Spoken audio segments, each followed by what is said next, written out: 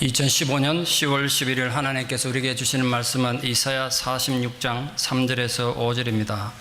구약 1025페이지 이사야 46장 3절에서 5절 말씀입니다. 7차 성경 통독 사경에 대해서 다시 광고 말씀드립니다. 2016년 2월 22일에서 26일 월요일에서 금요일까지입니다. 월요일 아침 8시 30분에 시작하겠습니다. 벌써 타주에서 문의도 해주시고 합니다만 인원이 너무 많으면 좀 행사가 어려워서 60명으로 제한하려고 하니까 등록하실 분들은 미리 좀 등록해 주시기를 부탁드리고 항공 편명을 알아서 알려주시기를 바랍니다. 그리고 도로는 수요일부터 언어에 대한 말하는 것에 대해서 성경적 근거를 가지고 대화학교하는 것을 좀 배우려 합니다.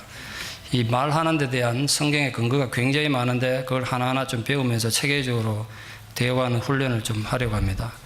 관심 있는 분 많은 참석을 바랍니다. 말씀 봉독에 올리겠습니다.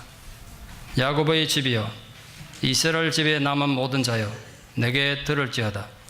배에서 태어남으로부터 내게 안겼고 태에서 남으로부터 내게 업힌 너희여, 너희가 노년에 이르기까지 내가 그리하겠고 백발이 되기까지 내가 너희를 품을 것이라.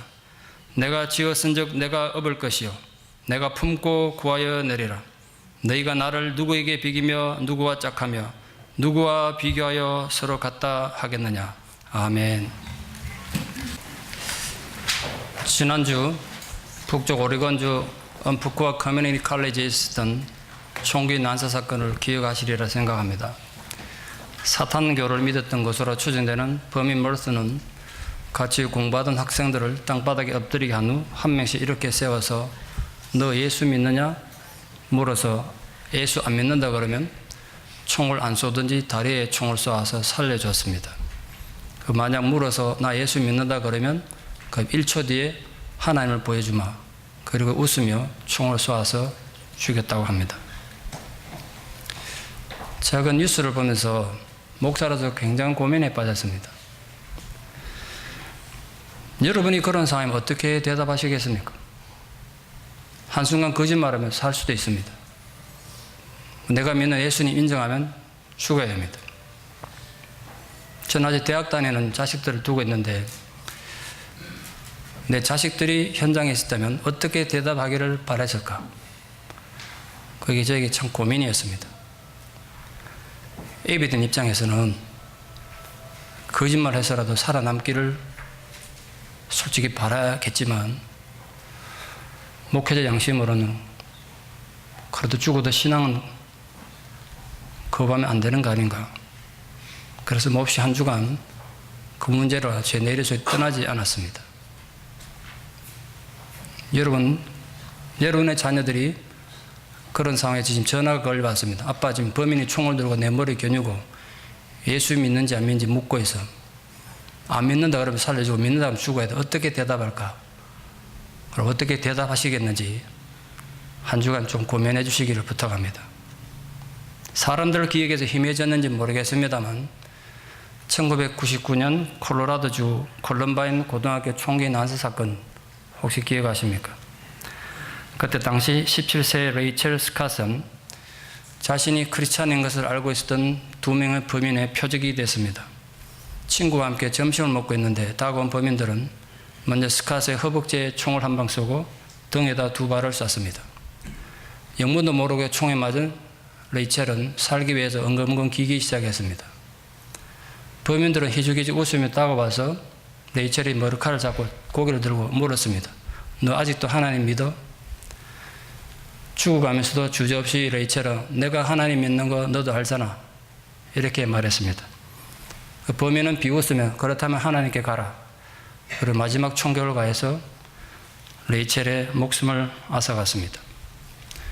신앙을 지키다 죽음을 당한 레이첼의 부모님은 딸의 비극적 죽음에 대해서 굉장히 안타깝고 억울한 죽음입니다만 신앙적 관점에서 재해석해서 레이첼의 눈물이라는 책을 펴내서 많은 사람들에게 신앙적인 도전을 줬습니다.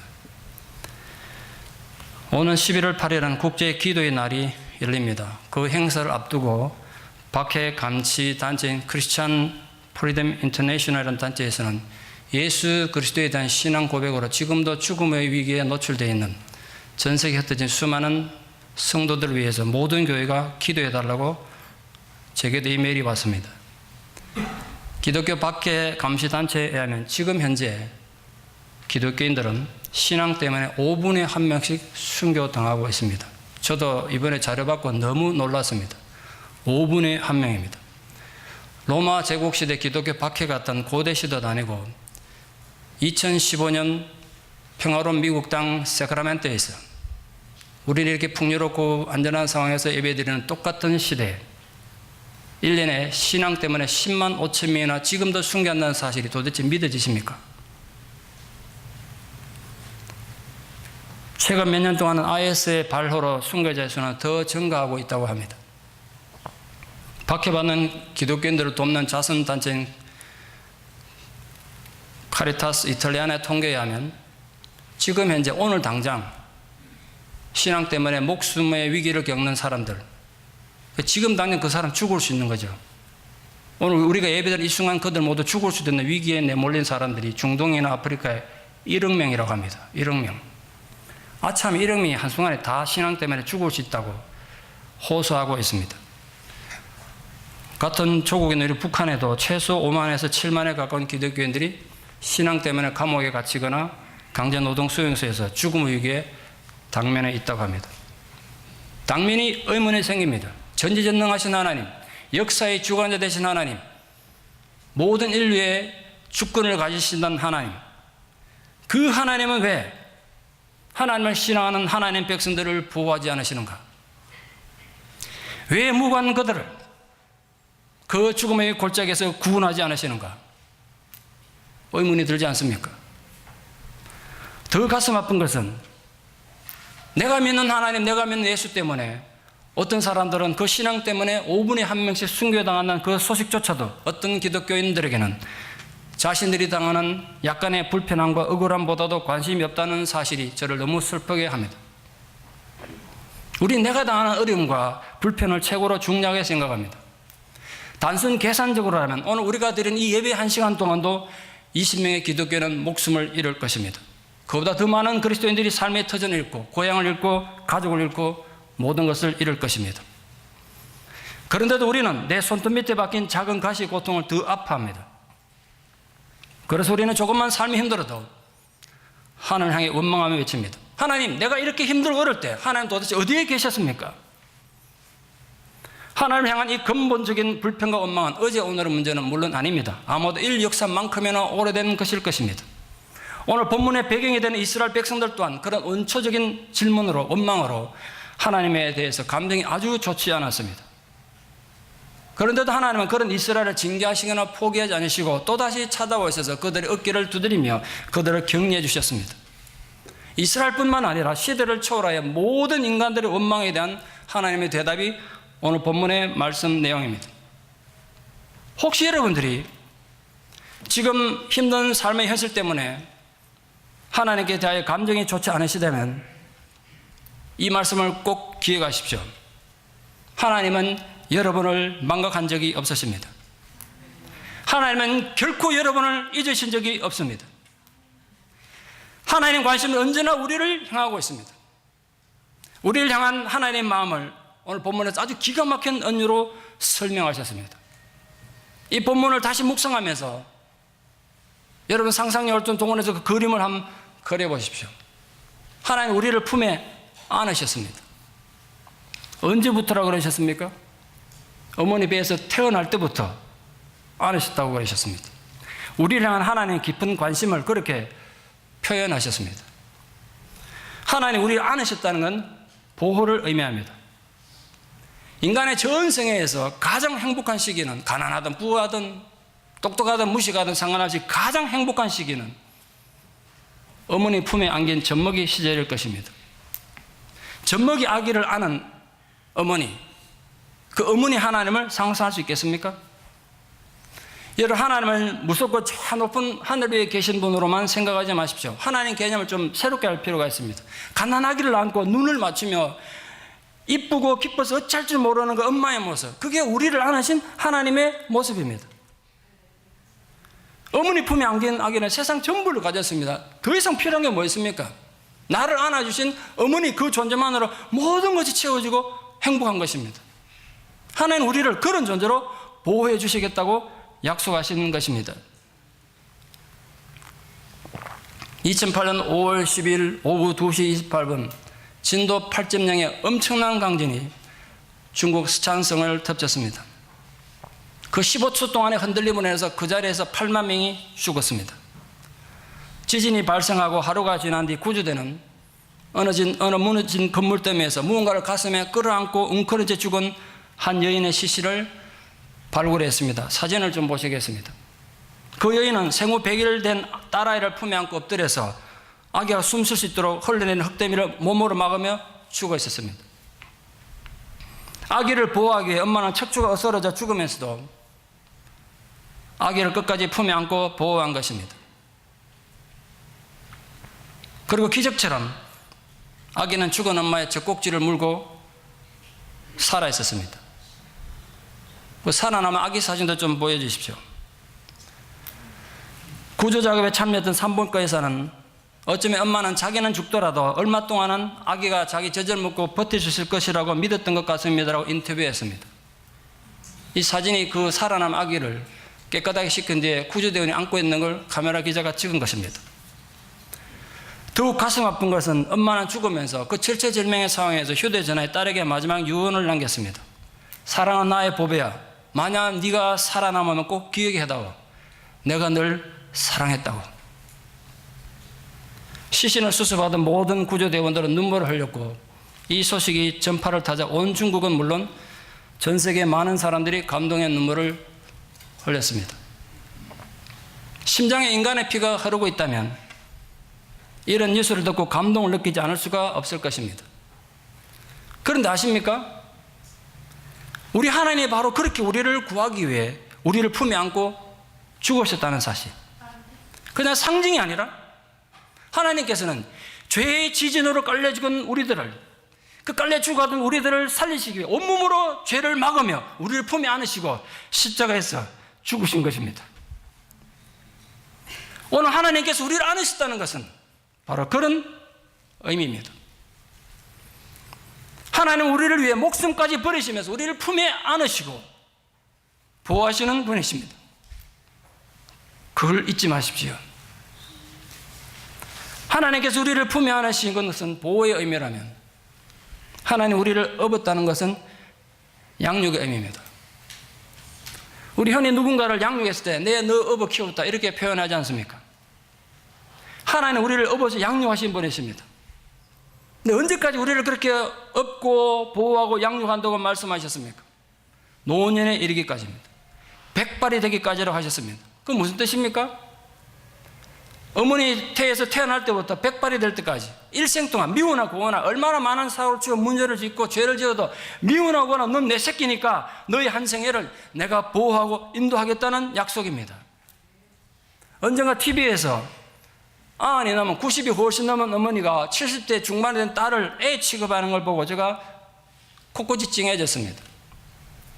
이제 거동이 불편한 어머니는 집에 계시고 딸이 엄마를 위해서 이제 음식 준비하러 시장에 가면서 이렇게 얘기했습니다. 엄마 시장 다녀올 테니까 가만히 잘 계시라 그러니까 너는 어머니가 딸 보고 이렇게 말했습니다. 아가 차 조심하고 사람 조심해.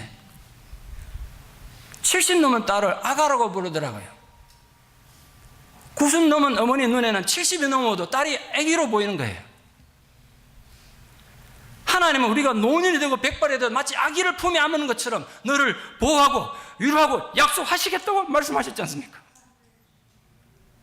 우리가 아무리 나이가 들어도 하나님께는 우리가 그저 품에 안아야 될 아기인 것입니다. 자식이 클 때 그냥 큽니까? 부모 되신 여러분, 사춘기 이유 없는 반항과 청년기의 방황, 시집 장가 가면 이제 끝난 줄 알았는데 시집 장가 가도 부모님들에겐 늘 근심거리는 게 자식 아닙니까? 하나님께도 우리는 그런 존재 아니겠습니까? 하나님은 분명히 지금도 우리를 품에 안고 업어서 보호하고 양육하고 계십니다. 어떻게 그렇게 하십니까? 첫째로 무엇보다 하나님은 우리가 비참하게 실패했을 때 우리가 이해할 수도 없는 놀라운 격려로 우리를 안고 업어주십니다. 여러분, 성경에는 하나님께서 우리를 격려하고 위로하시는 말씀으로 가득 차 있습니다. 많은 말씀이 있습니다. 제가 그걸 다 말씀드릴 수는 없습니다. 하나님이 어느 정도로 우리를 격려하고 계시는가 한 말씀만 좀 전하고 싶습니다. 이사야 41장 14절에 이런 말씀이 있습니다. 이사야 41장 14절입니다. 버러지 같은 너 야곱아, 너희 이스라엘 사람들아, 두려워하지 말라. 나 여호와가 말하니 내가 너를 도우리라. 버러지 같은 야곱아 그러셨어요.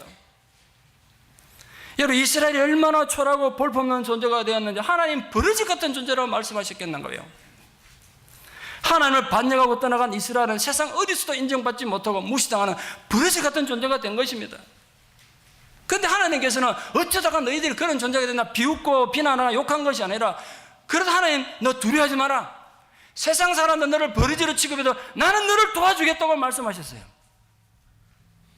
하나님 우리를 향해서도 똑같은 격려의 말씀을 지금도 하고 계십니다. 우리들이 인간적으로 실패해서 세상에 버러지 같은 취급을 받더라도 하나님 우리를 도와주시겠다고 약속하셨어요. 그러니까 놀라지도 말고 두려워하지 말라는 거예요. 여러분, 제가 얼마나 무슨 말을 더 해야 하나님이 여러분을 위로하시고 사랑한다는 걸 믿겠습니까? 하나님은 우리가 어머니 태어서 태어날 때부터 나는 생각도 못했지만 그때부터 나를 품에 안으시고 격려하실 뿐 아니라 내가 늙고 병들어 백발이 서리처럼 내릴 때까지 우리를 품에 안고 보호하시는 하나님이십니다. 그 사실을 결코 망각하지 마십시오. 비록 여러분 현재 삶이 아무리 피곤하고 지치고 고통스럽더라도 이 사실을 망각하시면 안 되는 겁니다. 또한 하나님은 우리를 위로하시는 위로의 아버지이십니다. 고린도후서 1장 3절에서 4절에서 바울은 우리에게 이렇게 하나님의 위로를 전하고 있습니다. 찬송하리로다. 그는 우리 주 예수 그리스도의 하나님이시요 자비의 아버지시요 모든 위로의 하나님이시며 우리의 모든 환난 중에서 우리를 위로하사 우리로 하여금 하나님께 받는 위로로서 모든 환난 중에 있는 자들을 능히 위로하게 하시는 이시로다. 제가 이게 어떤 말씀도 덧붙이지 않겠습니다. 어떤 설교가 뭐 필요합니까? 하나님 말씀 자체로 위로받기를 바랍니다. 모든 위로로서 여러분을 위로하셔서 여러분 옆에 고통받는 사람 또 여러분 받은 그 위로로 능히 위로하게 하겠다고 말씀하셨어요. 우리의 모든 환난 중에서 우리를 위로하시는 그 하나님, 오늘도 여러분의 모든 한숨과 눈물과 실패와 쓰라린 모든 종류의 삶의 쓰레기들을 넘어서 다가오시는 하나님 격려와 위로로 셈을 얻는 감격이 여러분 모두에 있기를 축원합니다. 둘째로 하나님은 때로는 회초리를 들어서 우리 종아리를 때리면서 우리를 안고 업어서 양육하십니다. 하나님, 인간이 하나님 명령을 거역하고 잘못된 삶을 살면 분명히 회초리를 드시는 분이십니다. 분노하는 하나님이십니다. 그러나 그 분노를 오래 품지 않은 분이라고 말씀하셨습니다. 또 어떤 사람들은 하나님이 우리를 향해 분노하는 분이라 그러면 사랑의 하나님이 왜 분노하냐고 시비 걸지 모르겠습니다. 이해를 돕기 위해서 부모 자식 관계를 생각해 보십시오. 자식이 잘못된 길로 가고 망하고 있는데도 사랑의 이름으로 부모가 그냥 가만두는 게 그 사랑입니까? 아니면 무슨 수를 썼었는지 자식을 잘못된 길에서 돌이키려는 것이 사랑입니까? 물어보나 마나 아닙니까? 자식을 잘못된 길에서 돌이키려고 부모들은 때로는 큰 소리도 치고 회초리도 들고 별짓을 다 하지 않습니까? 심지어는 부모들이 그 자식을 구하려고 부모 자신을 위험한 곳에 던지기도 합니다. 우리 하나님이 인간의 부모보다 우리에게 사랑이 부족해서 우리에게 분노하시겠습니까? 한번 잘 생각해 보십시오. 제가 여고에서 선생할 때입니다. 조직 폭력배에 가담한 제자가 있었습니다. 여러분, 남자 폭력배들보다 여자 폭력배가 더 무섭습니다. 혹시 길 가다가 여자 폭력배 보시면 주의하십시오. 정말 무섭더라고요. 선생들도 걔를 어떻게 할 수가 없어요. 심지어 학생이 여선생들 보고 선생님 시내 나오면 조심하십시오 뭐 이렇게 얘기해 회박을 해도 어떻게 할 수가 없어요. 그런데 그 학생의 어머니는 달랐습니다. 어떤 두려움도 없이 그 폭력집단 찾아가가지고 두목을 만나가지고 끊임없이 찾아가가지고 딸을 빼내고 해서 끈질기게 싸우더라고요. 결국은 30년도 더 전에 몇백만 원이니까 적은 돈이 아닙니다만 그 가난한 집에서 몇백만 원 돈을 주고 아이를 빼내오는 걸 봤습니다. 학교에서 아이를 퇴학시켜야 될 상황인데 조건이 폭력배에서 빠져나오면 퇴학은 안 시켜 정학시켜주겠다는 조건이 그거였거든요. 딸의 인생에 위해서, 그래도 고등학교는 졸업시키겠다는 엄마의 그 생각 때문에 자기 몸을 던져 빼내와가지고 폭력해서 빼내왔다. 그래서 아이를 퇴학시켜야 되는데 정황으로 끝난 사건을 제가 봤습니다. 하나님은 그보다 더 한 분이세요. 우리가 죄 가운데 빠져 있으면 그 죄에서 벗어나게 하시려고 화도 내시고 회초리도 들기도 하십니다. 하나님께서 화를 내시는 것은 죄진 사람을 벌 주려는 냉정함 때문이 아니란 말이에요. 그 자식을 죄에서 돌이키려는 끝없는 사랑의 마음입니다. 우리 그걸 아셔야 돼요. 그러니까 이런 부디 여러분 모두 자꾸 어긋난 일을 가지 말고 우리를 깨닫게 하시는 하나님의 마음을 알아서 하나님 품에 안에서 평안을 누리기를 축원합니다. 셋째로 하나님은 사죄의 은혜를 통해서 우리를 안고 업으십니다. 죄인인 우리들이 이 사죄의 은혜는 일평생 필요합니다. 왜냐하면 우리가 노년이 되고 백발이 돼도 죄 짓는 연약한 존재 아닙니까? 여러분, 우리가 은혜로 구원받은 건 맞습니다. 그러나 도덕적으로는 여전히 타락한 존재인 거 믿습니까? 내가 믿음으로는 의인이지만 행위로는 여전히 죄인인 거 믿습니까? 여러분, 너무 자신만만하면 안 돼. 너무 교만하면 안 돼요, 인간이. 내가 아무리 성령에 대한 지식이 탁월하고 대단한 영성을 가졌더라도 내 도덕적으로는 죄인이에요. 그러니까 큰 소리 치면 안 되는 거예요, 누구도. 여기 설교하는 박 목사도 마찬가지예요. 나 영적으로 구원받는 확신해요. 오늘 당장 저도 천국 가는 거 믿어요. 그러나 행위로는 죄인이에요. 우리 다 똑같단 말이에요. 그래서 하나님 용서가 없이는 절대로 살 수 없어요. 그 하나님 용서는 인간 생존에 가장 필요한 영적 필수품이란 말이에요. 하나님의 용서가 없이 우리가 어찌 한순간인들 하나님 앞에 설 수가 있겠습니까? 하나님은 오늘 말씀을 통해 분명히 약속하셨습니다. 갓난아기 때만이 아니라 그때만 안아주는 게 아니라 네가 노년이 되고 백발이 될 때까지 품어주고 안아주겠다고 말씀하셨습니다. 여러분, 인간이 노년이 되고 백발이 되기까지 얼마나 많은 실수를 하고 얼마나 많은 죄를 짓습니까? 그런데도 하나님은 우리를 안고 품으신다는 거예요. 그 말은 허물 많은 우리들이 어떤 흉악한 죄를 지었다라도 회개하면 기쁘게 용서하시겠다는 약속입니다. 그래서 다시 품에 안아주시겠다는 거예요. 이 하나님 용서의 약속은 우리 삶을 정말 더 의미 있게 만들고 풍성하게 만드는 마법 같은 것입니다. 여러분은 그 하나님께 용서받은 감격이 있습니까? 여러분의 죄가 아무리 심각하더라도 하나님은 용서하기를 기뻐하시고 즐겨하시는 하나님이심을 잊지 마십시오. 부디 용서하시는 하나님 아버지 품에 안겨서 세상에서는 결코 맛보지 못했던 참된 기쁨을 맛본 은혜가 사랑하는 모든 성도님들이 있기를 축원합니다. 마지막 네 번째로 하나님은 우리의 지나간 삶을 재해석하심으로써 우리를 품에 안으시고 격려하십니다.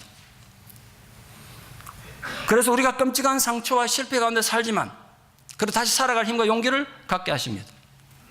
1978년에 최초로 슈퍼맨이라는 영화가 세상에 나왔을 때 저도 가서 아주 재밌게 봤습니다. 그 가운데 아주 극적이지만 정말 코미디 같은 장면이 마지막에 나옵니다. 맨 마지막에 슈퍼맨이 다른 사람들 구하다가 지금 세상에 지진이 나서 막 무너지는데 다른 사람 열심히 구하다 자기 여인의 로이스를 구하지 못해서 로이스가 흙 때문에 깔려 죽습니다. 정신 차리고 보니까 자기 연인을 못 구해서 다른 사람 구하느라고. 슈퍼맨이 얼마나 슬퍼하고 자기 한계를 느끼지. 너무 슬퍼하다 막 울면서 우주 밖으로 나가더니 지구를 막 밀어서 거꾸로 돌리더라고요. 그래서 막 힘쓰니까 지구가 거꾸로 돌대어 보니까 지구가 막 거꾸로 돌아가니까 시간이 뒤로 막 가더라고요. 그 사고 나기 전으로 돌아가가지고 여인을 구한다는 그런 내용입니다. 만화 같은 얘기죠. 근데 여러분, 인생은 만화나 영화가 아니에요. 그래서 과거는 결코 바꿀 수 없습니다. 그러나 나에게 영향 주는 과거의 영향력은 얼마든지 바꿀 수 있습니다. 얼마나 많은 사람들이 오래전 과거에 일어난 내 생각도 기억도 안 나는 과거의 사건에 의해서 현대의 삶에 치명적 영향을 받는지 모릅니다. 너무나 많은 현재의 불행이 안타깝게도 과거의 경우가 사건에서 비롯됩니다. 내가 상처받은 건 기억도 나지 않은 먼 과거인데 현재의 나는 그 과거의 상처의 포로가 돼서 비참한 삶을 살고 있습니다. 생각해 보면 얼마나 억울한 일입니까? 그런데 우리를 안으시고 업으신 하나님은 우리의 그 과거들을 새롭게 해석함으로써 우리를 치유하시고 회복하시는 분이십니다. 우리를 공포에 짓누르게 했던 과거의 고통스러운 시간들이 누구에게나 있습니다. 누구에게나. 나만 불행했다 생각하지 마세요. 누구나 있어요. 그런데 중요한 사실 이겁니다. 저도 DTS 통해서 이걸 정말 뼈저리 깨달은데요. 제가 오늘 상징적으로 이렇게 표현하고 넘어갑니다만 시간이 없어서 저는 정말 제가 뭐 신비한 체험했던 이런 거 좋아 안 하는 거 아시잖아요. 그런 목사가 아닙니다, 제가. 그런데 정말 하나님께서 나를 품에 안으시고 내 지나간 과거에 불행했던 것을 전혀 다르게 해석하심으로 나를 격려하는 체험을 제가 했단 말이에요. 그래서 제가 자신 있게 말씀하는 거예요. 우리는 절대로 그 불행한 사건은 혼자가 아니었어요. 제가 그걸 깨달은 거예요. 나는 왜 부모를 잘 만나가지고 이렇게 비참한 유년 시절을 보냈는가 그랬는데 그때 제 혼자가 아니더라고요. 제가 비참하게 눈물 흘리며 7, 8시간에 새벽 1, 2시에 밤거리 헤매 다닐 때 주님이 제 손을 잡고 계시더라고요. 그걸 보여주셨어요. 내가 그렇게 비참하게 힘들할 때도 하나님 어디 계시냐고 원망하지 마십시오. 그 순간도 주님은 우리를 품에 안고 업고 계셨어요.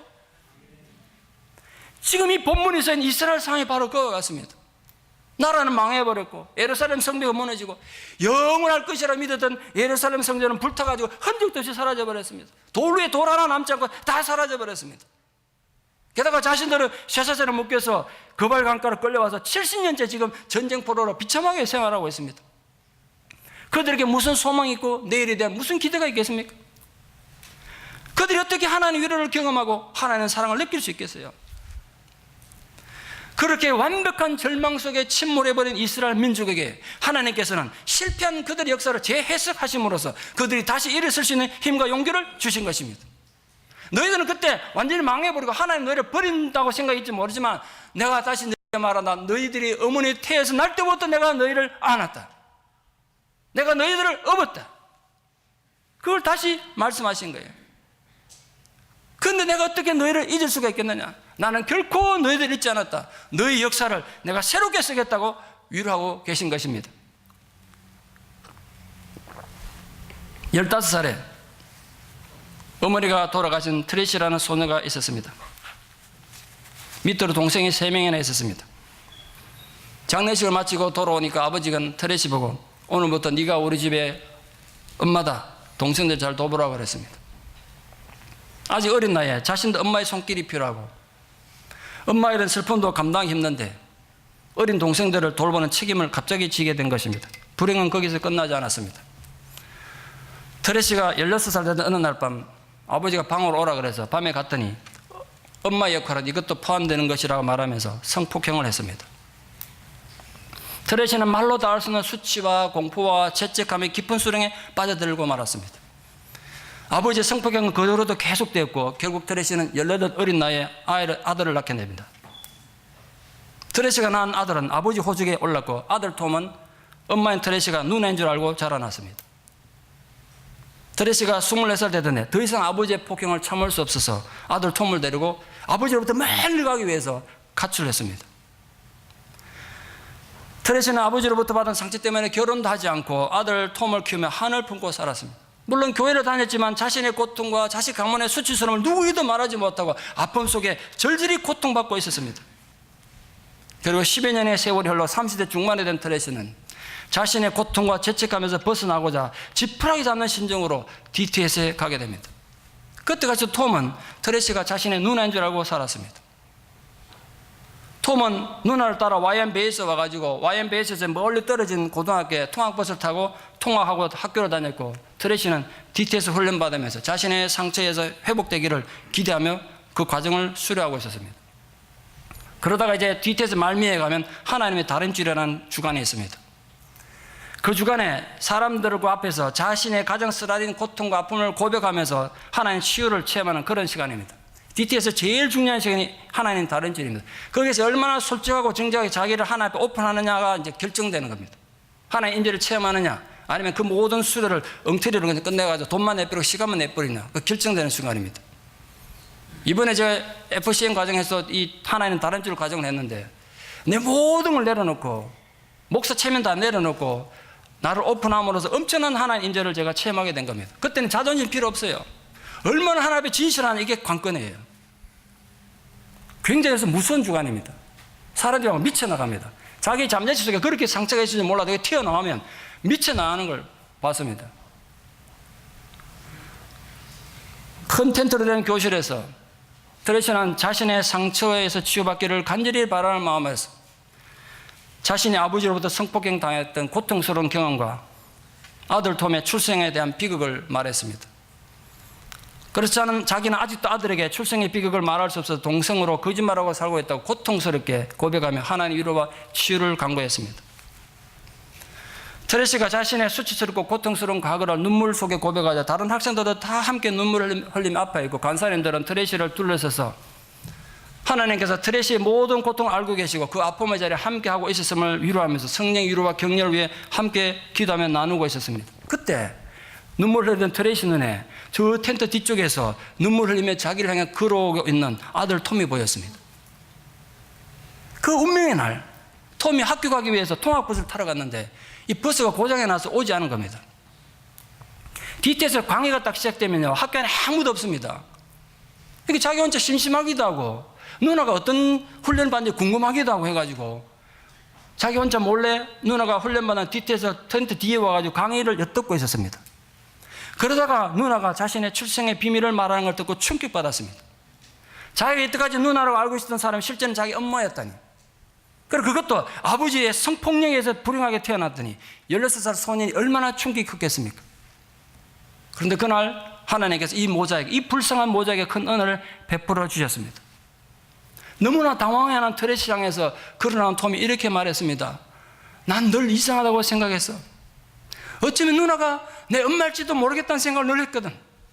그런데 오늘이야 그 수수께끼가 풀렸네. 엄마, 그거는 혼자 얼마나 힘들었어. 엄마를 정말 사랑해. 그러면서 톰은 그 넓은 가슴으로 엄마를 꽉 안아줬습니다. 트레시는 그 순간 바로 하나님께서 자기를 품에 안아주시는 분명한 느낌을 받았습니다. 가짜 동생이 아니라 비로소 진짜 아들을 되찾은 트레시는 통곡 속에서 톰을 힘껏 껴안았고 간사님들과 모든 학생들은 함께 눈물을 쏟으며 힘차게 박수를 쳤습니다. 하늘에서는 빨간 햇살이 천사들의 나팔 소리처럼 눈부시게 쏟아지고 있었습니다. 트레시가 겪은 이 끔찍한 비극은 결코 되돌릴 수 없습니다. 하나님 계시다면 왜 트레시가 그런 비극을 겪어야 했는지 소리쳐 원망할 수도 있을 것입니다. 누가 거기에 해답을 갖고 있습니까? 다시 말씀드리자만 과거는 되돌릴 수도 잊을 수도 없습니다. 그러나 하나님은 분명히 그 수치스럽고 고통스러운 트레시의 과거의 상처를 다시 해석하게 하시고 하나님 품에 안아주시는 위로와 격려를 주셨습니다. 하나님은, 진정 참 하나님은 트레시가 찢어지는 가슴으로 수치를 참으며 고통스럽게 밤을 지새워야 했던 그 악몽의 시간들 속에 함께 하셨던 것입니다. 그리고 수치스럽고 고통스러운 흔적인 줄 알았던 아들 톰이 트레시가 하나님의 품에 안기게 되는 축복의 통로가 될 줄 어떻게 알았겠습니까? 저는 믿습니다. 하나님은 트레시가 갓난아기 때부터 품에 안으시고 업으시고 돌보셨다는 사실을, 그리고 비극 속에 태어난 아들 톰 역시 태어날 때부터 하나님께서 그를 안으시고 업어서 사랑해 주셨다는 사실을 분명히 믿습니다. 그렇다면 이제는 여러분 차례입니다. 여러분은 지금 어떤 상황에 있습니까? 여러분의 과거는 어떠했습니까? 세월은 무수 흘렀지만 내가 선택하지도 않았고 나는 그냥 일방적인 피해자였을 뿐인 과거의 망령에 아직도 발목이 붙잡혀 있습니까? 과거의 상처들이 여러분의 인격 속에 가시처럼 박혀서 여러분의 삶을 수치스럽고 고통스럽게 만들고 있습니까? 또는 뿌리 깊은 열등감을 벗어나려고 몸부림으로 늘 남에게 상처나 주고 잘난 척하며 살지만 세상에서 손가락질 당하는 비참한 상황에 있습니까? 그것도 아니면 삶의 모든 의욕을 잃어버리고 버러지 같은 삶을 죽지 못해 살고 있습니까? 여러분이 인간이 상상할 수 있는 가장 비참한 상황에 처해 있고 가장 초라한 자리로 추락해도 여러분이 결코 잊지 말아야 될 엄중한 진실 하나가 있습니다.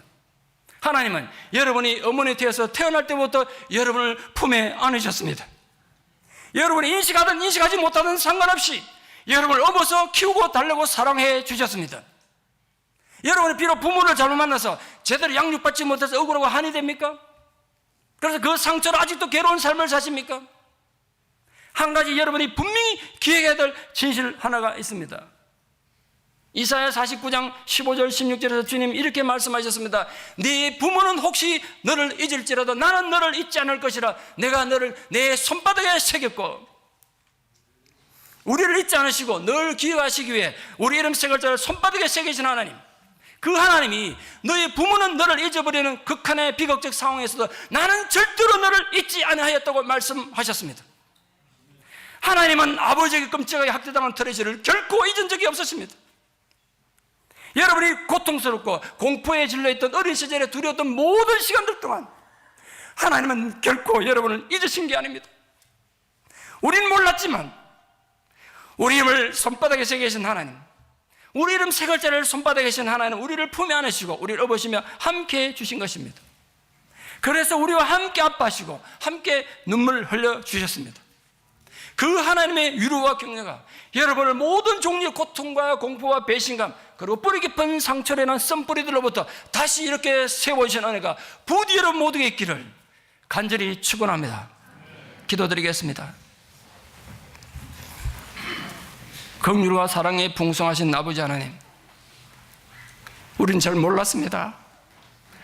내가 세상에서 제일 불행한 것 같고 하나님이 있다면 왜 내 삶이 이렇게 어려운지 이해하지 못할 때가 너무 많았습니다. 일어난 과거의 상처 때문에 지금도 내 삶은 너무 힘들고 어렵습니다. 그런 아픔 속에 살아온 분들이 있다면 주님 이 시간 주위에 사는 성도들을 품어 주시옵소서. 주님의 넓은 품으로 품어 주시고 말씀해 주시옵소서. 하나님이 직접 말씀해 주시옵소서. 내가 너를 사랑한다고, 내가 결코 너를 잊은 적이 없다고, 네가 그렇게 힘들고 고통스러워할 때 넌 혼자가 아니었다고 하나님 분명히 말씀하여 주시옵소서. 이 설교를 듣는 모든 성도들에게 주님 말씀하여 주시옵소서. 넌 결코 혼자가 아니었다. 내가 너와 함께 아파하며 내가 너와 함께 눈물을 흘리며 너의 손을 붙잡고 너의 삶을 함께 업어 키웠다고 주님 말씀하여 주시옵소서. 지금도 우리를 품에 안으시고 업어서 양육하시는 하나님의 사랑을 인하여 우리가 그 약속을 굳게 믿고 앞으로 살아가겠습니다. 우리 부모는 우리를 잊어도 또 내 인생이 버러지처럼 비참하고 초라한 존재가 되어도 하나님 결코 우리를 버리지 않으신다는 이 놀라운 사실이 우리가 다시 살아갈 이유와 힘의 근거가 되게 도와주시옵소서. 예수님 이름 받들어 기도드리옵나이다. 아멘.